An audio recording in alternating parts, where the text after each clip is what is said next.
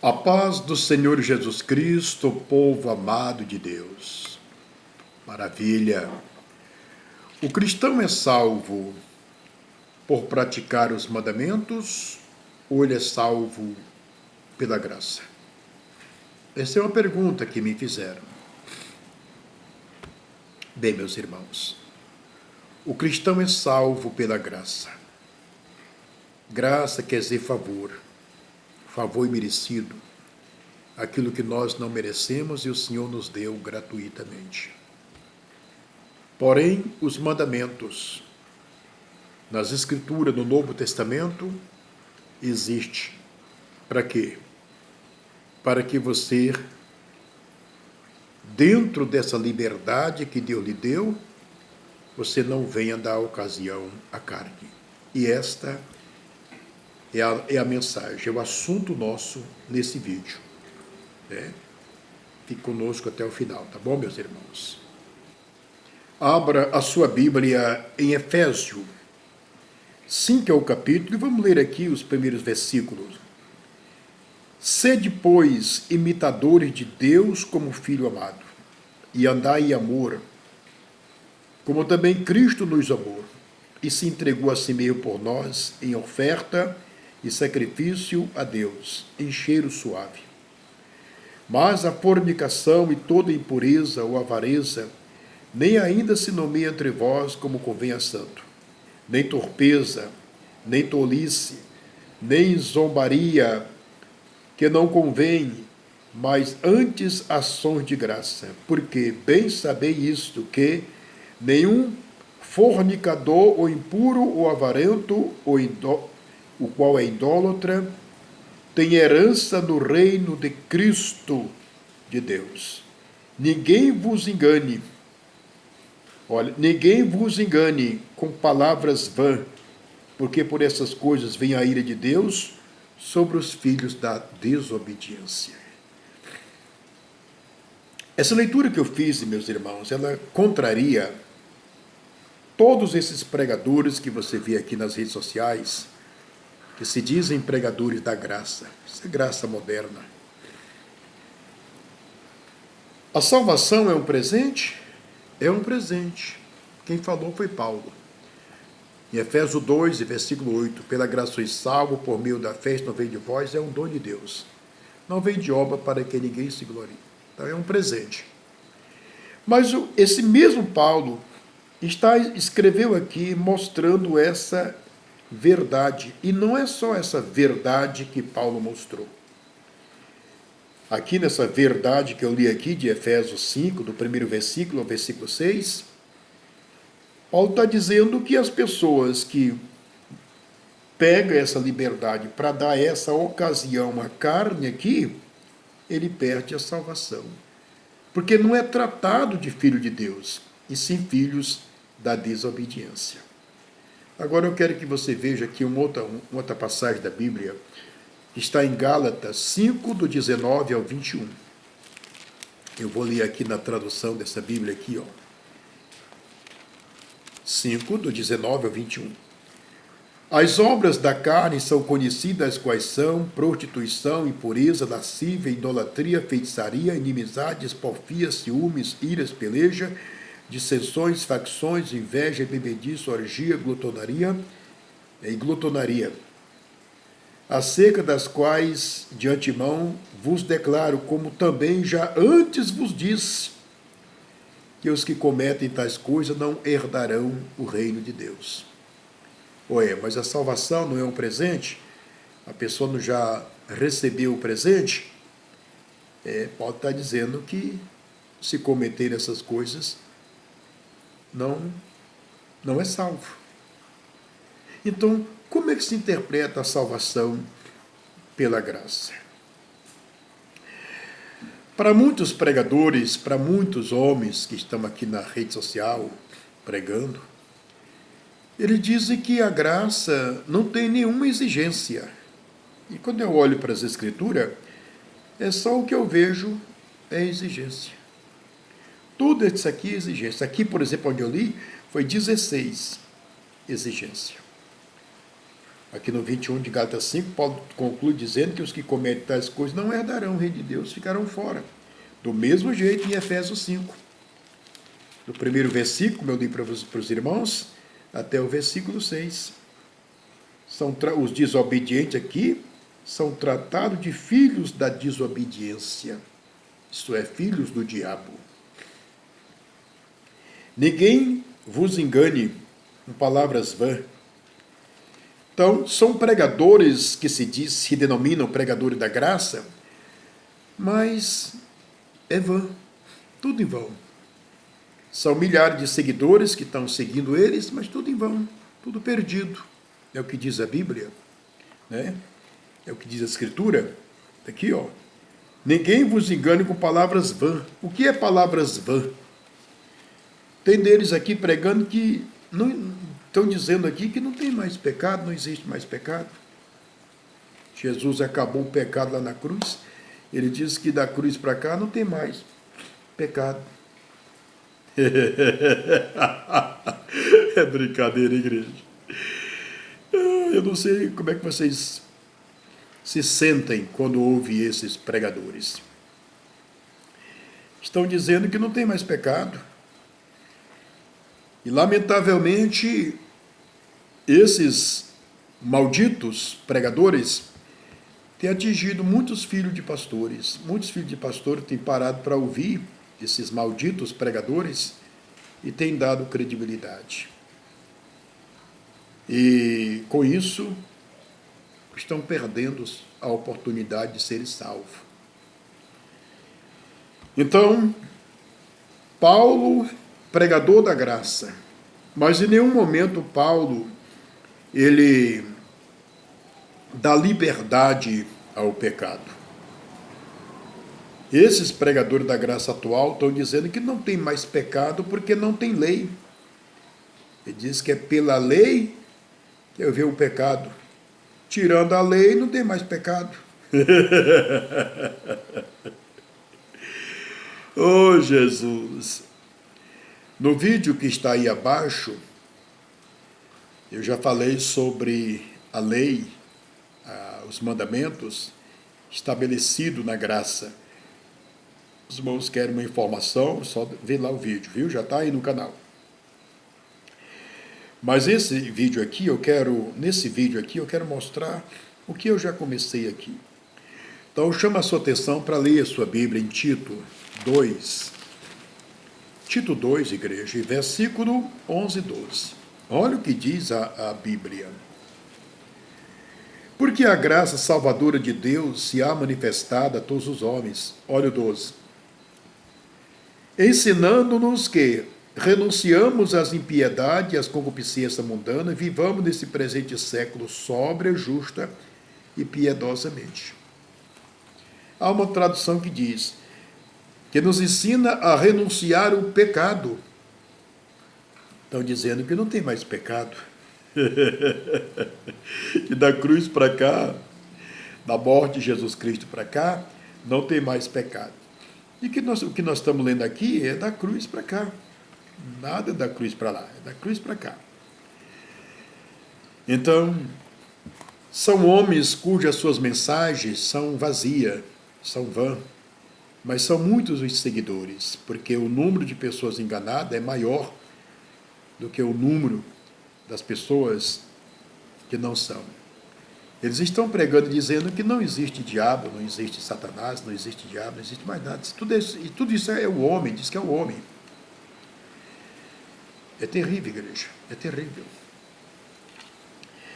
Então, vamos continuar lendo. Quando você pega 2 Coríntios 4:4, Paulo diz que Satanás cegou a mente dos incrédulos. Cegou a mente dos incrédulos.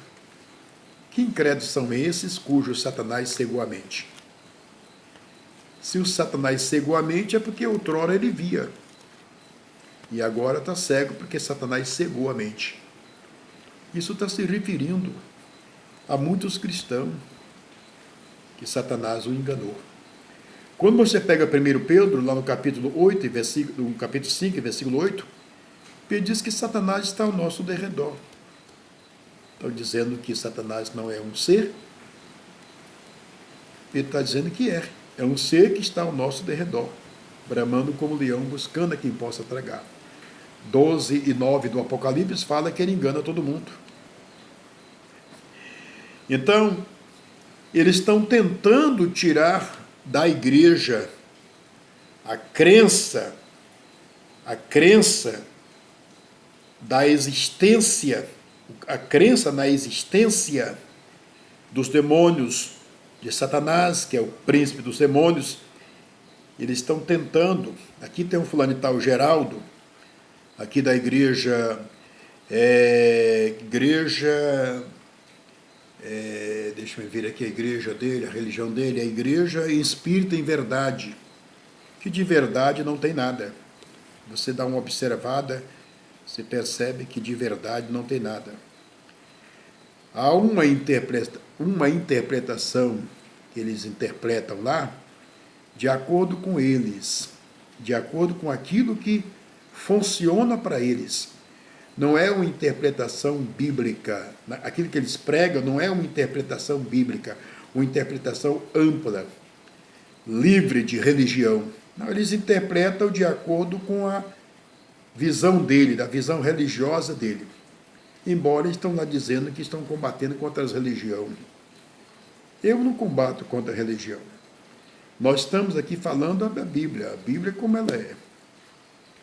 Então, meus irmãos e irmãs, tem mais, não tem só isso aqui. Vamos agora para Romanos capítulo 8. Romanos capítulo 8, você pois não pode estudar comigo aí a Bíblia, lê sua Bíblia aí, Romanos 8, e versículo 13. Olha Paulo aí, ó.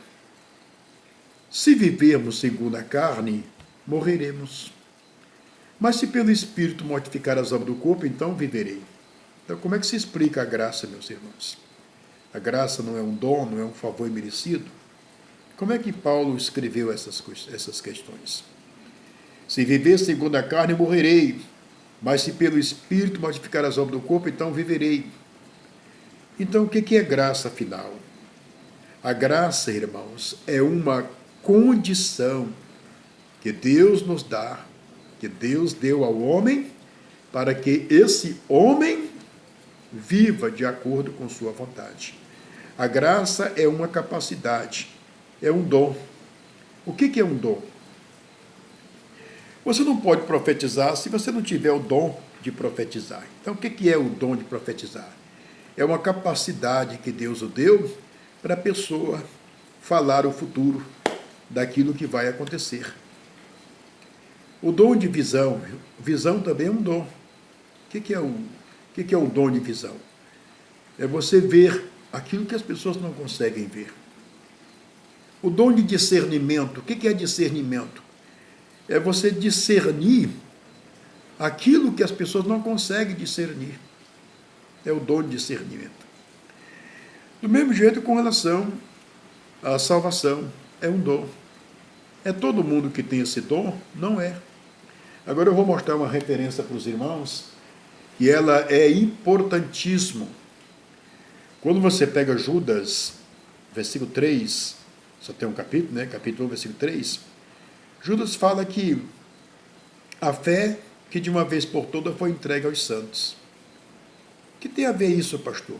Eu vou te apresentar. Quando você pega Efésios 2, é o capítulo, versículo 8, você não vai ficar parado só no 8. Você vai até o 10. Pela graça sois salvos por meio da fé. Isso não vem de vós, é dom de Deus, não vem de obra para que ninguém se glorie, porque somos feitura sua, criada em Cristo Jesus, para as boas obras, as quais Deus preparou para que nós andássemos nela. Então, observa. Observe, igreja. Pela graça sois salvos por meio da fé. E a fé foi dada a quem? Judas 1:3, aos santos.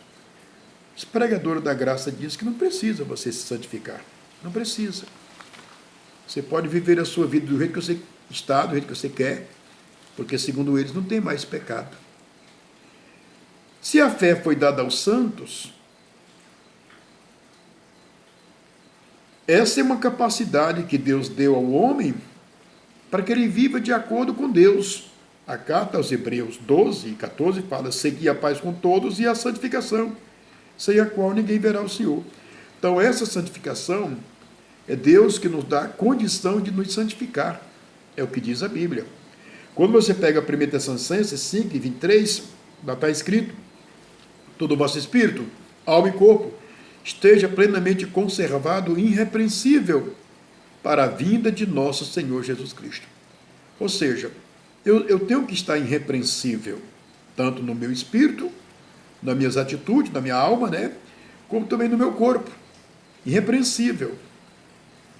Paulo diz que nós não podemos ser escândalo para o judeu, não podemos ser escândalo para o gentil, e nem podemos ser escândalo para a igreja. Então isso é vivemos irrepreensível. Então, meus irmãos e irmãs, repito, somos salvos pela graça, mas é preciso rever tudo isso. Tudo isso que nós estamos mencionando.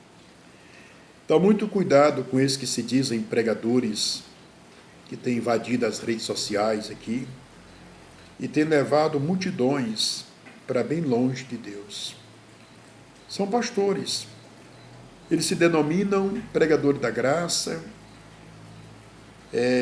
passa o tempo todo falando graça, graça, graça, mas quando você observa a forma como eles estão falando, de um lado eles falam correto, que nós temos que ser sinceros, mas do outro lado eles estão colocando ateísmo nas pessoas, porque no momento que eles pregam dizendo que Satanás não existe, estão colocando ateísmo nas pessoas. No momento que eles pregam dizendo que não existe inferno, que o inferno é apenas a sepultura, eles estão colocando ateísmo nas pessoas. E você precisa ver isso. Tudo isso é uma ação de Satanás. Então, eu vejo demônio nesses pregadores da graça. Você pega a segunda carta de Paulo escrevendo a Coríntios, lá no capítulo 13, no capítulo 11, você estuda do 13 ao versículo 15, Paulo fala sobre esses ministros, que se transfiguram em ministro de Cristo. Paulo diz que isso não é maravilha, diz que Satanás se transforma em anjo de luz e os seus ministros em ministro da justiça. Então, ele se transforma em ministro da justiça, com uma capacidade tremenda de um certo entendimento, mas lá, olhando para as obras, você dá uma olhada, dá uma mergulhada e olha, e você percebe que nos seus sermões eles são liberais, eles são carnais. Os seus sermões levam as pessoas ao ateísmo. Né? Tem pessoas que viviam uma vida diferente desse mundo, quando se envolveram com esses pregadores da graça, hoje você não conhece mais. As pessoas estão completamente diferentes. Estão de um jeito do mundo, quando a Bíblia condena completamente. A Bíblia diz que a igreja ela tem que resplandecer nesse mundo de treva. Né? Então, quando você olha para aqueles que seguem esses pregadores, que se dizem pregadores da graça, você percebe que eles se tornaram agora mundanos. É terrível. Então, esses versículos que nós mencionamos aqui, eu peço encarecidamente que os irmãos meditem, tá bom? Fica aqui meu abraço a todos na doce paz do Senhor Jesus Cristo e até os próximos vídeos, meus irmãos.